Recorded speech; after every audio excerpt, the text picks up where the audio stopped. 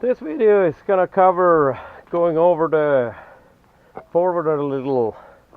The front crankshaft seal has been leaking quite a bit for a couple of years now.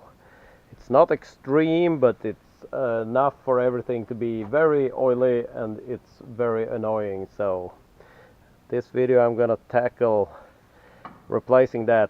The job is almost done. I need to fit the grill, but I will try to cover all the steps to address this problem on a SISU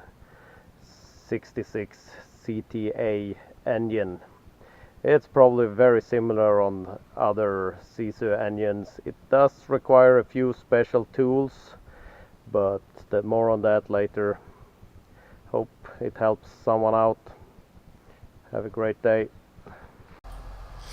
Before starting the forwarder, the harvester was started, and as you can hear here, it dies on me a little randomly. I suspect it's the fuel pump, the electric one, that was causing issues on the forwarder a little while back. After some cranking, it fires back up. We'll need to look into that. And this was a while back when it was still quite cold even for being Swedish summer. And lately it's been really hot and very dry. I'm starting to fear for my plants that it was planted this spring. And as I've said before, if you have any questions or any suggestions, don't hesitate to leave a comment. I will try to reply. The forward fired up nicely and could be moved into place to get ready for some wrenching. Safety wire to limit how far you can open the hood was loosened at the bottom end. Hose for fire suppression has to be disconnected. And here I kind of did it the wrong way. I undid the gas struts that helped you lift the hood up. It would have been when mounting it, we did it the other way. We left them in place, and at the bottom there is a kind of quick connect pin you can just slide in place. That was a lot easier, so I'm just gonna skip ahead until we lift off the hood. The two big bolts holding it in place as a hinge, they had some rust and so on. They caused some issues to undo, but they are gonna be replaced. Tractor was brought in to help lift it off because it's quite heavy. Even just that front grill section that we lifted off by hand is quite heavy. The front end was brought in under a roof, so it's easy to work even if it's raining. The two bolts holding the skid plate were removed, and then some collection tarp was put under there because some cleanup is gonna be required. Compressed air scrapers and some brake cleans are my cleaning tools. And even if the air compressor, AC compressor, is dead on it, I'm not gonna open that system, so some strap was rigged up to hold that out of place without unbolting any hoses. And it's constructed that it can be folded out of the way to clean the radiator. It's two pins at the top and two bolts at the bottom that acts as a hinge. Some straps around it all the way up to the roof structure, and the two bottom bolts can be removed. There are some like plastic bushings there that are totally worn away, and it can be kind of swung out of the way, and the job can be done without disconnecting any of the hoses. And behind that is a triple radiator. It has the like intercooler section that just cools the intake air at the top. That's a nice part to disassemble. There is no fluid in it, so there is a hose on each side. One from the turbo and then one here to the intake. Stuffing some rags in the intake and in the turbo to not get any dirt in there. The initial plan was to separate the three parts, that they could be lifted off one by one, because they are not welded together on this machine. I think on the harvester there are welds and they cannot really be separated. But here I think it's just some glue in between them and it turned out to be too strong to mess with. Had loosened some bolt on the side bracket and the screwdriver in there trying to pry them apart, but didn't want to add more force. So we scrapped that idea and decided to remove it as one piece. Some half-inch extensions and some zip ties to help clamp the big hoses, one on each side, and then there is a little hose on each side, and I messed up a little because I forgot about the little hose on the other side and had not clamped that one, so I might have drained a little more coolant than was actually needed. This one I did clamp, this one felt quite stiff, so it was gonna get replaced. Started releasing some of the coolant, kind of pushed it back to go down and check that the bucket I had underneath next to the skid plate collected most of it.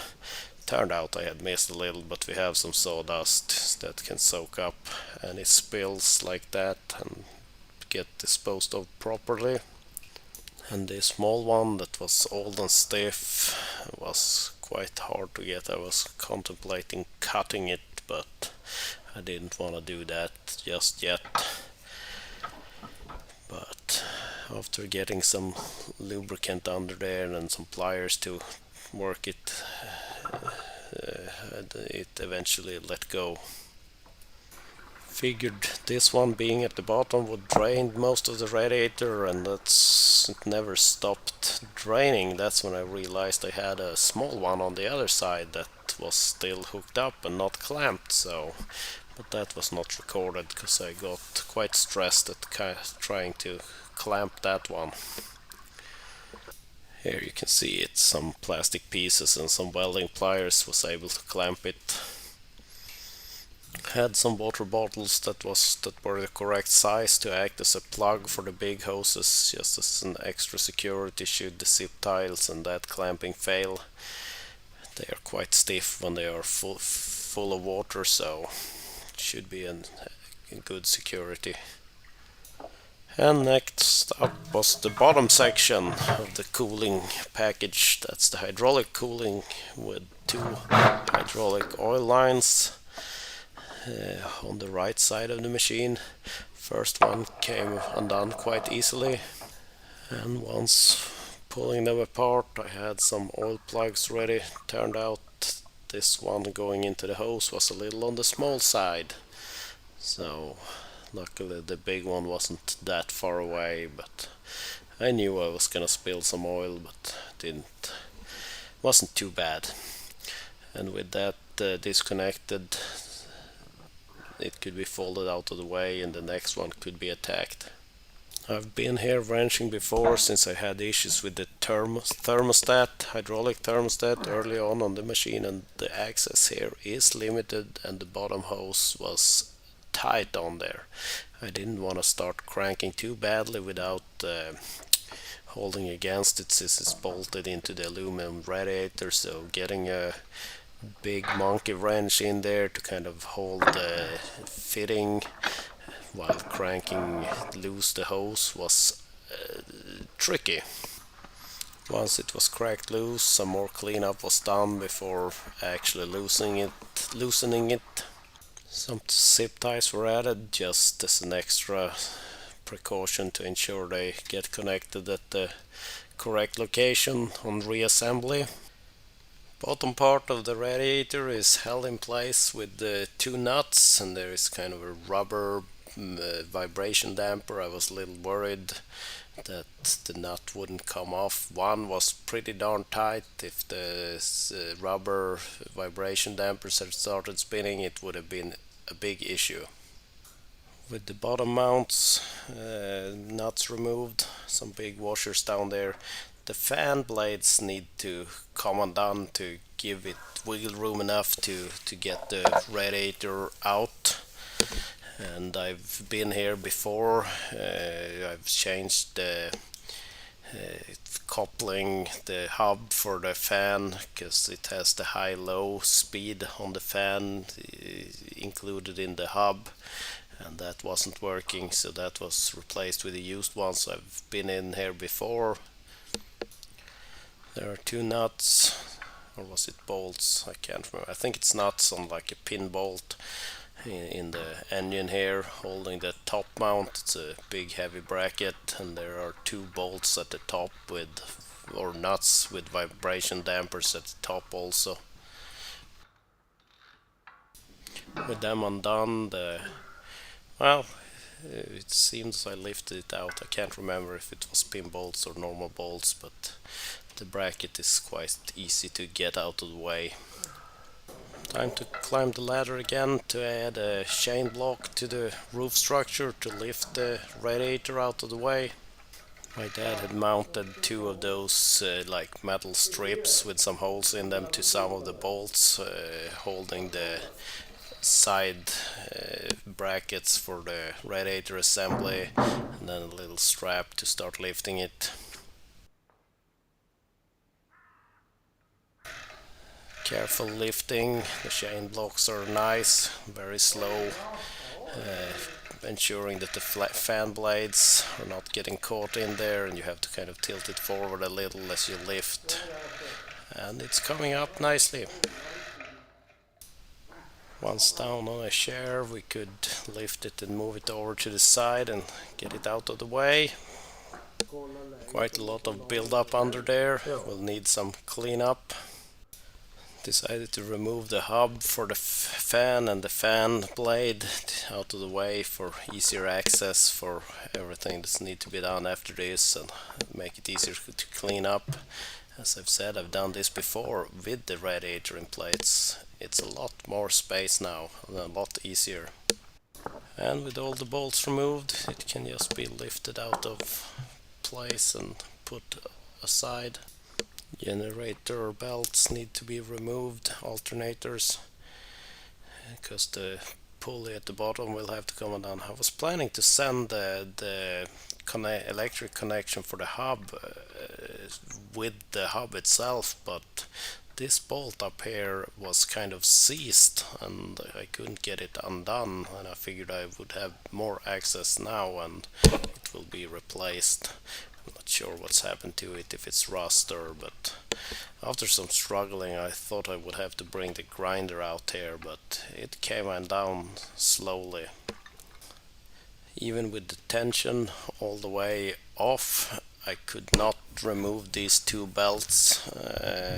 Decided to unbolt the alternator itself. And if you do start removing a bolt here, there are a few spacers, at least one that I lost but could find later because it wasn't lining up when I bolted it back together. So take care that if there are spacers involved. So now it could start coming off the belts, taking them off.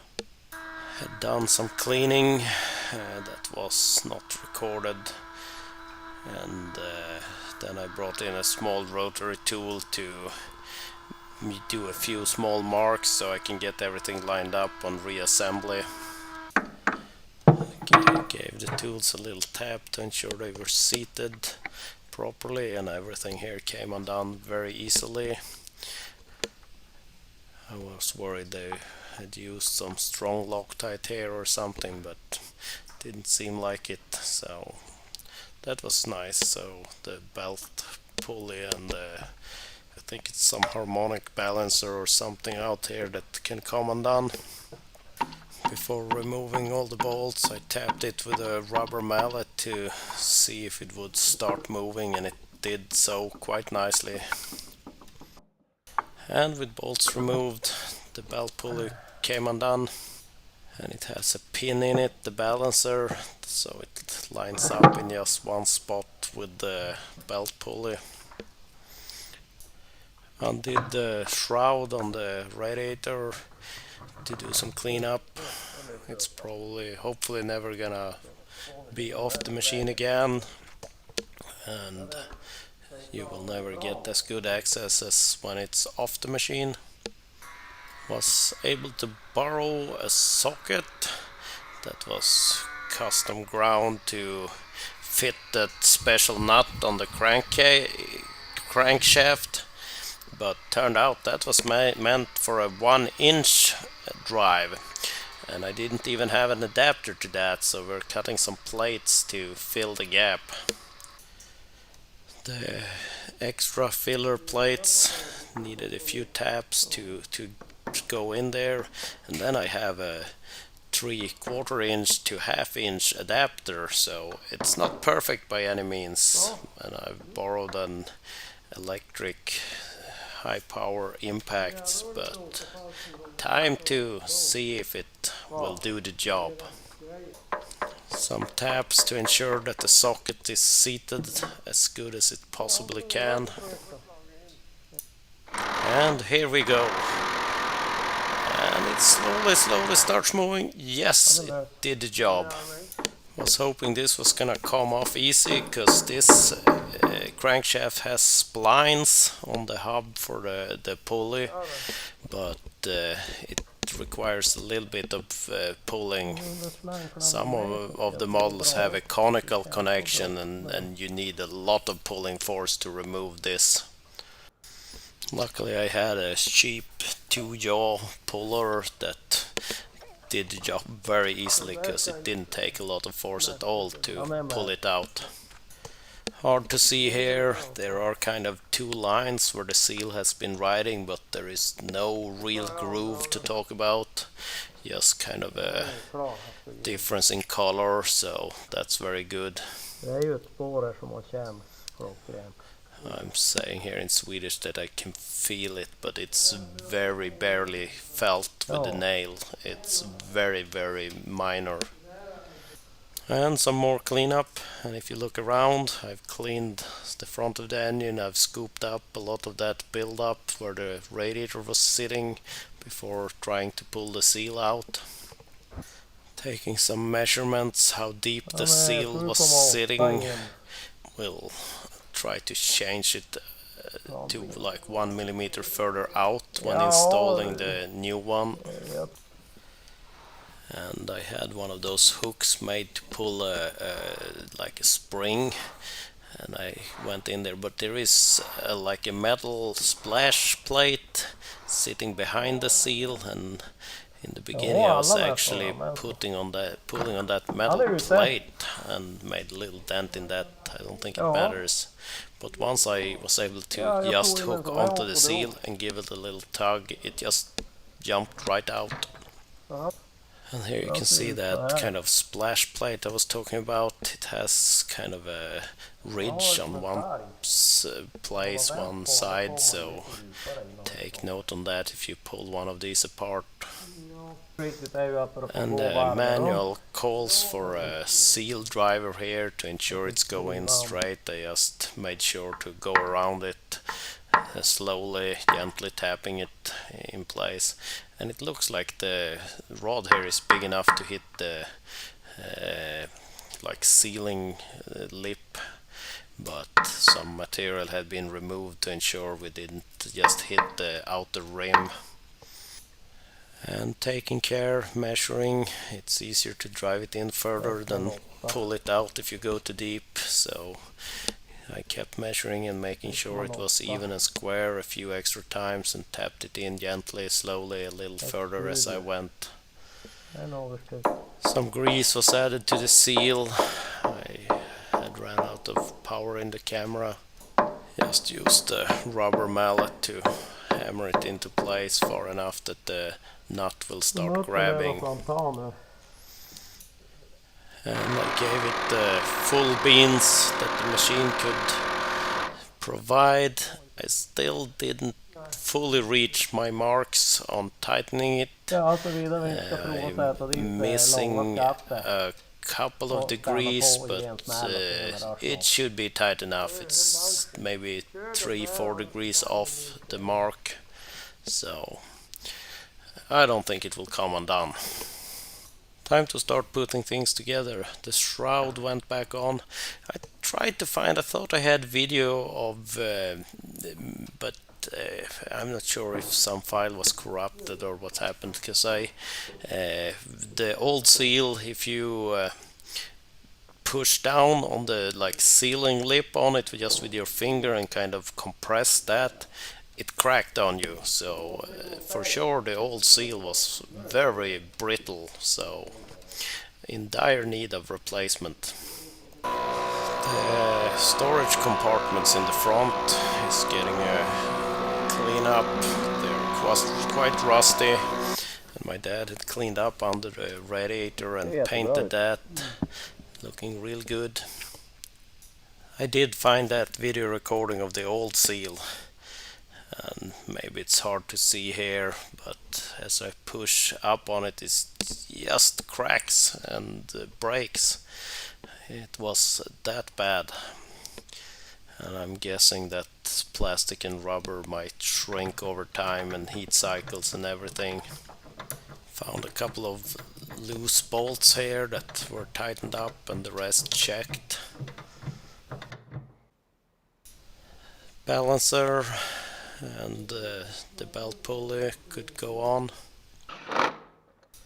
Started with an electric one to get them into position, and then brought out the torque wrench to have an even consistent torque. I did not have any values from a manual, but I looked at the grade on the bolts and size and found a suitable torque for them. And here you can see the bolt on the alternator generator. When I had that off and it was here, I was missing a spacer that was required. It could be found down in the dirt that was clean out of the machine, so I got lucky there. Belt for the second alternator was also added but was missed. And even with all this room, it's a little tricky getting the hub for the fan to get into place. Finally I was able to get the first bolt started, and then it was quite easy after that. I'm not sure if you can see here, but on the left here, as I start tightening, there is a thing spinning a tiny bit. That's the spacer I was missing. Maybe you can't see it, but there is a spacer there. Don't lose it if you have this bolt out. Tensioned all the belts and tightened up both alternators while there was still a lot of access before radiator going back in place.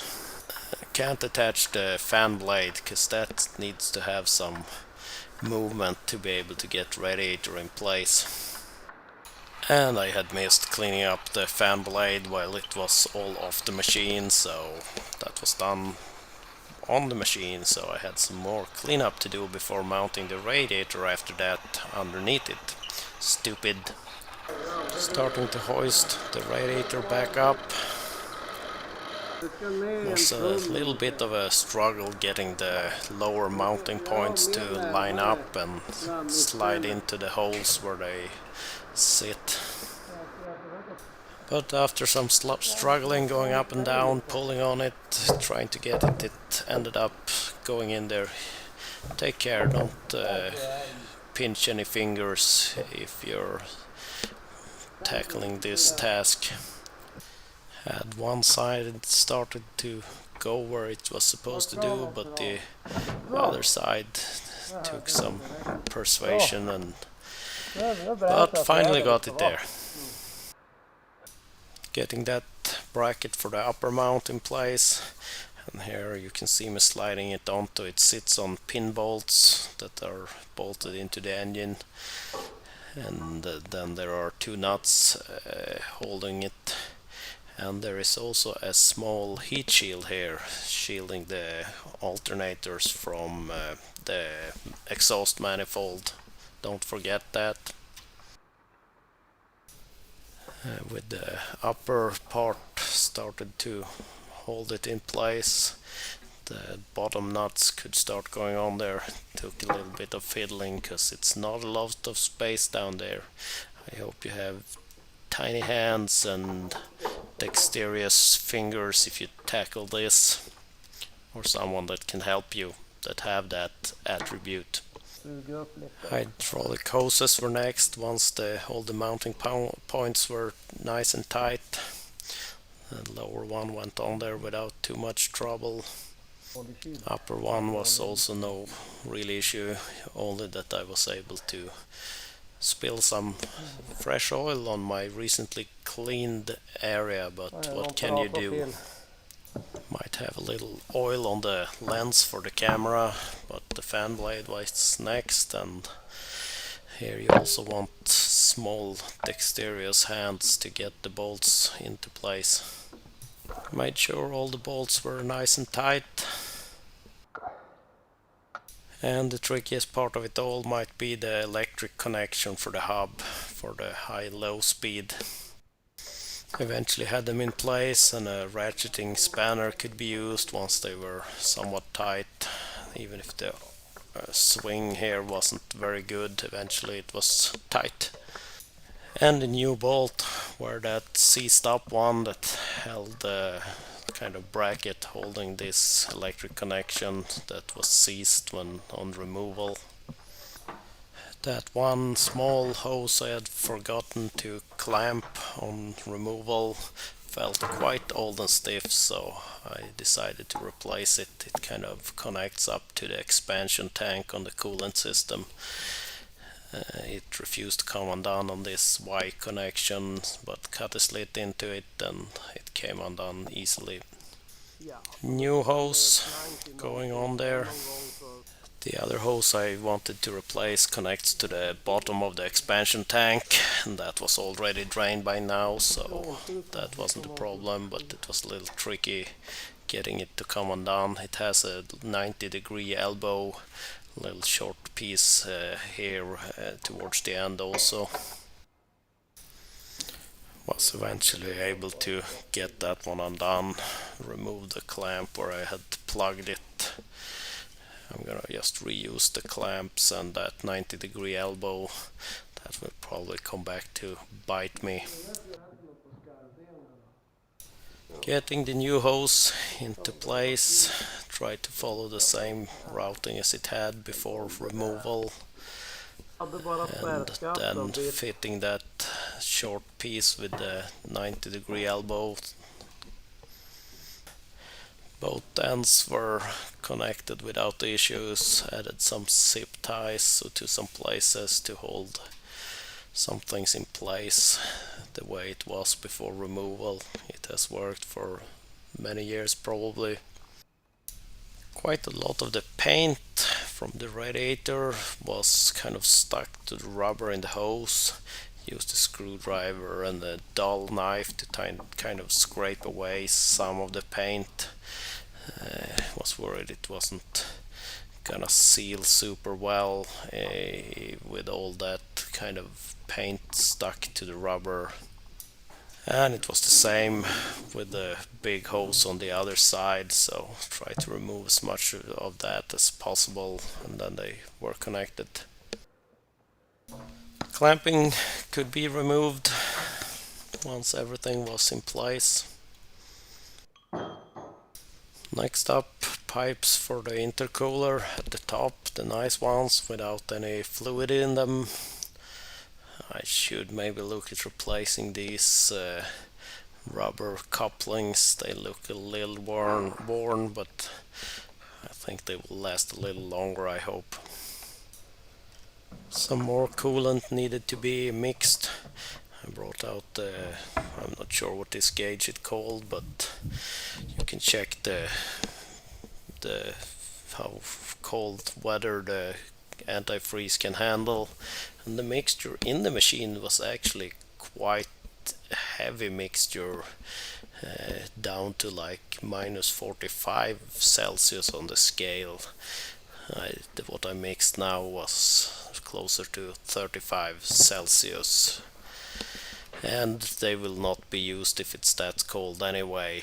But and I used the condensated water from the dehumidifier I have in the garage, so there shouldn't be any salt or anything. It should be like a distilled water maybe a tiny bit of dust in it, but it should be better than tap water for mixing.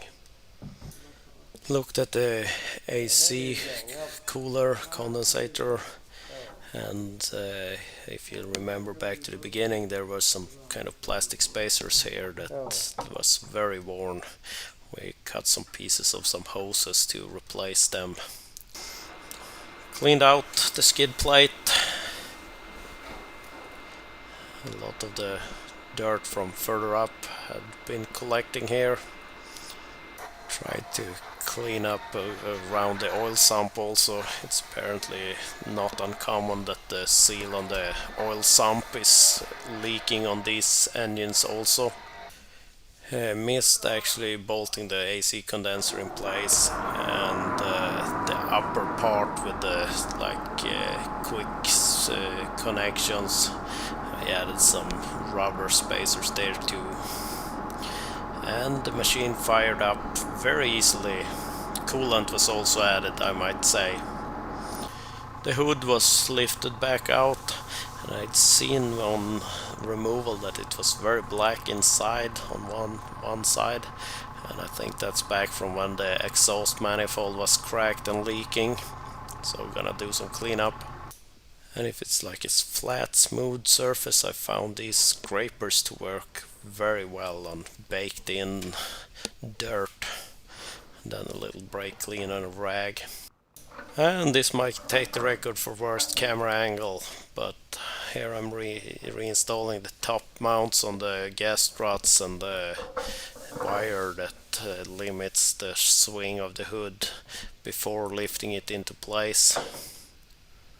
And to get things to line up with the gas struts in place already, we had to have it almost like vertical in an open position, and we added one of them chain blocks so we could maneuver it once we got close to do the fine tuning. Just pushed the bolts into place, and then it was time to start getting the gas struts. Realized the gas struts was not possible to get them into the correct position, but pulling the bolt out and maneuvering the gas strut to where it should be, and the pins could be slid into place without too much trouble. My dad was adjusting the height and I lined things up. Then the stop wire could be attached, and I did drop the nut here, but rather than try to find that, I just grabbed a new one. The red hose here that has to do with fire suppression was tightened back up, and it was parked here for a little bit because we had to stop here. I closed the curtains inside because it's kind of out in the sun now. It's now a couple of days later, but it's time to mount the grill and finish this up. My dad is pulling down on the side because the gas struts are kind of pushing the entire thing up, and I had found some new bolts here because the old ones were kind of jamming up a little and hard to undo, and took a little bit of struggling to line things up, but eventually got the bolt in there. These can't be super tight because they act as the hinge also, so I just tighten them as proper amount, and I have the lock nuts so they shouldn't come undone even if things are vibrating and it's not tight. And everything is bolted back up, and the little mesh in the front can go back on, while the skid plates needs to come up also, but that's been done and it's moved out to a parked spot for now. So I hope this will help someone at some point. If you have any questions about anything, any of my previous videos, don't hesitate. Leave a comment, I will try to reply.